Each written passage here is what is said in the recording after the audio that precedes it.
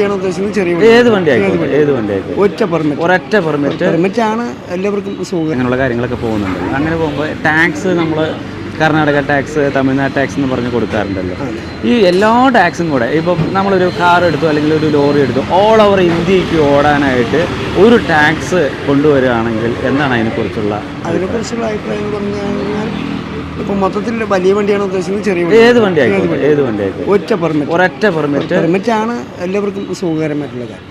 അതിൽ നമ്മൾ ഓരോരോ സംസ്ഥാനത്തിനായിട്ട് കൊടുക്കുമ്പം നമ്മൾക്ക് തന്നെ ഭാരം ഒന്ന് ടോട്ടലായിട്ട് ഒന്നാക്കുകയാണെന്നുണ്ടെങ്കിൽ വിഷയം അത് തന്നെയാണ് അതിൻ്റെ ഒരു നല്ലൊരു ഇത്. ഒന്ന് തന്നെ ആക്കുന്നതാണ് ഓൾ ഓവർ ഇന്ത്യ ഒറ്റ ടാക്സ്. അത് ഇപ്പം നമ്മുടെ അവിടെ മേടിക്കുന്നത് സെപ്പറേറ്റ് കർണാടക നമ്മൾ സംസ്ഥാനങ്ങൾ മാറും തോറും അതിനനുസരിച്ച് ടാക്സ് കൂടി. പിന്നെ നാഷണൽ പെർമിറ്റ് വണ്ടികളാണെന്നുണ്ടെങ്കിൽ ഞങ്ങളുടെ വലിയ വണ്ടിയെ സംബന്ധിച്ചിടത്തോളം ഒരു ടാക്സ് തന്നെ.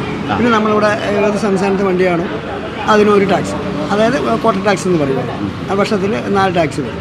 3, 6, 9, 12 മാസം 4 ടാക്സ്. അത് നമ്മുടെ കോട്ട ടാക്സ്.